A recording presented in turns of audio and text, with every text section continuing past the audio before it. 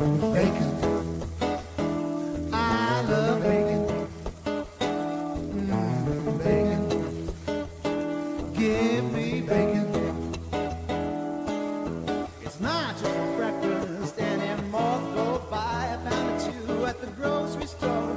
Don't give other food a second glance.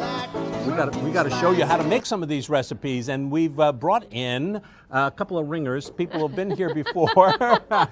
Next generation, if you will. That's right. This is my son Joseph and his friend Julie Mueller. So I'm out of here. okay, and I'm just going to sort of stand to the side. You guys know how to make these because you make them all the time. What are you making? We are making bacon-wrapped, cream cheese-filled jalapenos. And if you can remember the name of this recipe, You're good on ingredients. You've got it. You got it because that's it. all it is.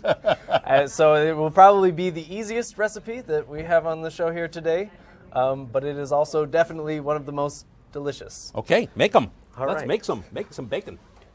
So, first step is going to be taking care of the peppers. And we found it's easiest to do this in stages because your hands are going to get pretty dirty, especially with the cream cheese. If you can chill out the cream cheese ahead of time, it'll get less sloppy and less go everywhere. Now, right now, you're handling the jalapenos with your bare hands. We do have I'm a to. professional. We have to note, if you really want to be safe about this, you should probably get some rubber gloves.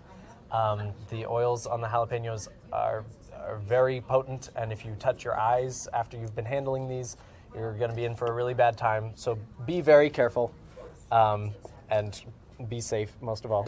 It's a good way to wake up in the morning, though. If you give up coffee for Lent, just rub some jalapeno juice in your eyes. Now we're splitting these in half, and we're going to clear out all of the seeds first.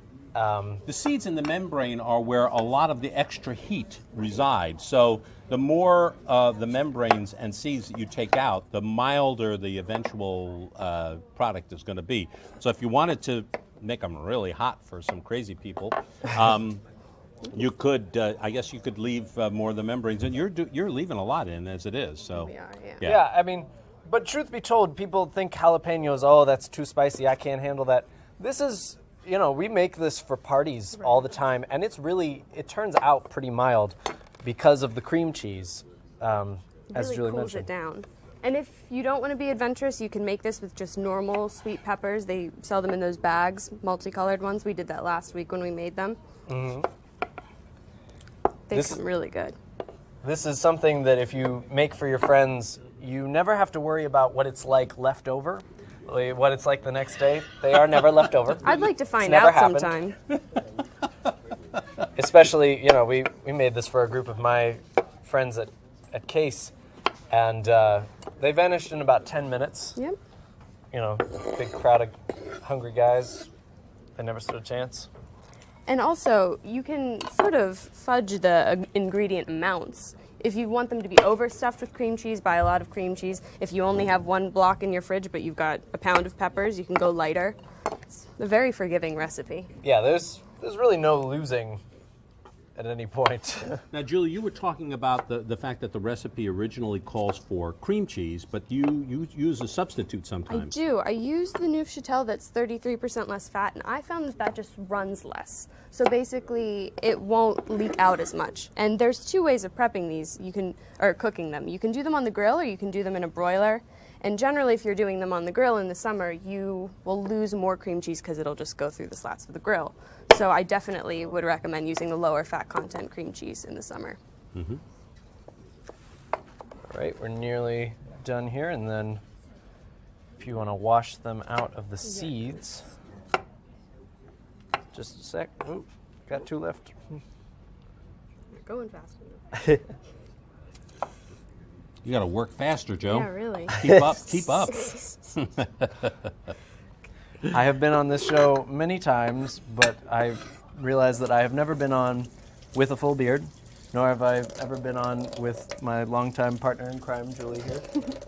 She's been here in the studio a couple times before, but always, she's working at the back sink, keeping the dishes clear. Yeah. Which is a big job in these shows. Yeah. Because you can imagine we build up a couple of plates, Yeah, right. dishes here and there. Only one dishwasher.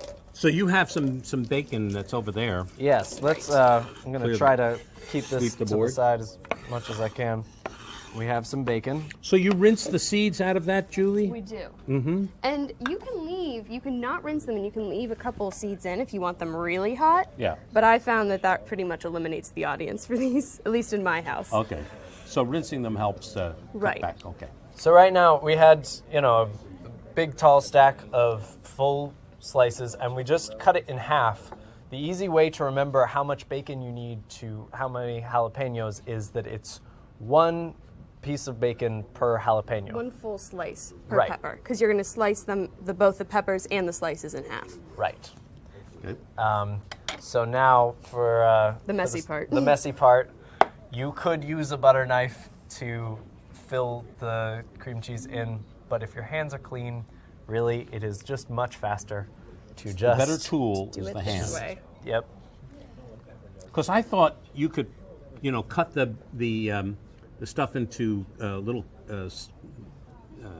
cubes, and then put them in the freezer or something so they're easy to handle. But this is fine. Yeah, this is Yeah. fine. If you're not finicky, don't do this in an evening gown. But put an apron on, you'll be all right. Yeah. You can slice it and chill it in the fridge, and then you kind of just take a slice, lay it in, Yeah. and smooth it out with your thumb, but this is also fine. And you can also see this is not an exact science. Nope. It's just It's not. as much or as little as you want. If Well, you the peppers are different sizes. They are. Yeah, of course.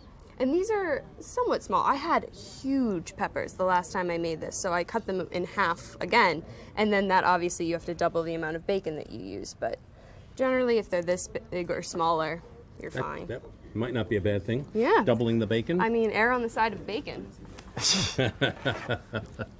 It is sometimes hard to work with the bacon if you've got completely cream cheese coated hands. So Yeah.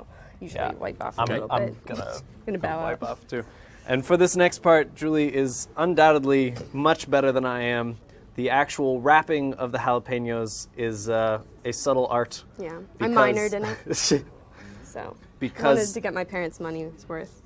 If you are not careful, as we mentioned, when you go to cook it off, all of the cream cheese will melt out.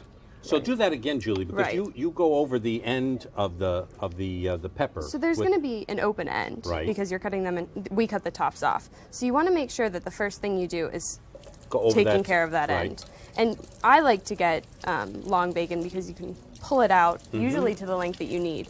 And then it's just, it's not an exact science, but try to make it so that you're getting all of the loose pieces when you push Right, the toothpick through. And Okay. then it's as simple as that. And you can just put them right onto a baking sheet. You don't have to grease the baking sheet because No kidding. bacon generates like this oil of some Oh kind. yeah, some kind. I don't know. And it's actually very nice. And like we were saying, this initially started out as a summer recipe. We were like, this is a great... Done on the grill. Yeah. Right. But they're a little bit labor intense because you have to check them and make sure that, they're not burning, they haven't all fallen through. And also, I just want to eat them in winter, and Yeah. I don't want to go outside. All right, so we're going to put them in a broiler. Right. So, is there any guideline for that? It's really tough because oven Different to for every oven. Yeah. It really does vary. And So you just got to keep an eye on them. Right. yeah, for instance, here we put them in for only about 10 minutes, and then they were brown already, so it was time to take them out. I've used ovens where it took 15 minutes. Right. I'd say it's probably just a good idea to check them Yeah. after Yeah. 10 minutes. Keep an eye on them, Well, definitely. I don't know that we need to wrap any more, but Yeah. because you have some that you've already we do. cooked. Yes. So, the magic. not that of- we're not going to wrap and eat all of these, because I know how this is going to turn out. There will not be But survivors. I would really like to taste some of the ones that you have. You got some there on the backsplash, We guys. do, we do. All right. And here they are. Oh boy. There's pros and cons to grilling versus broiling. I like the grill because they come extra crispy. But then, Julie, you prefer broil. I don't particularly care for char. I like to have the little crust of cream cheese that comes with baking them. So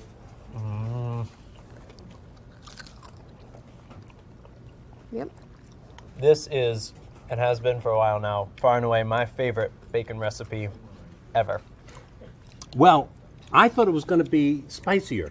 Yeah, it really isn't. It's really delicious. Yeah, I mean, you could taste it. It's a jalapeno pepper. If anything, what you get from the jalapeno is a little bit of sweetness, actually, that pairs nicely with the saltiness of the bacon. Yeah. This is a keeper, guys. Thank you for submitting this recipe. We're going to show people how they can get their copy of the cookbook with this recipe, lots of other appetizers, and all kinds of bacon recipes. I want to thank you guys for being here. Thank you. Absolutely. Good to see you and cook with you in the kitchen. And here's a little bacon bit that you might want to think about.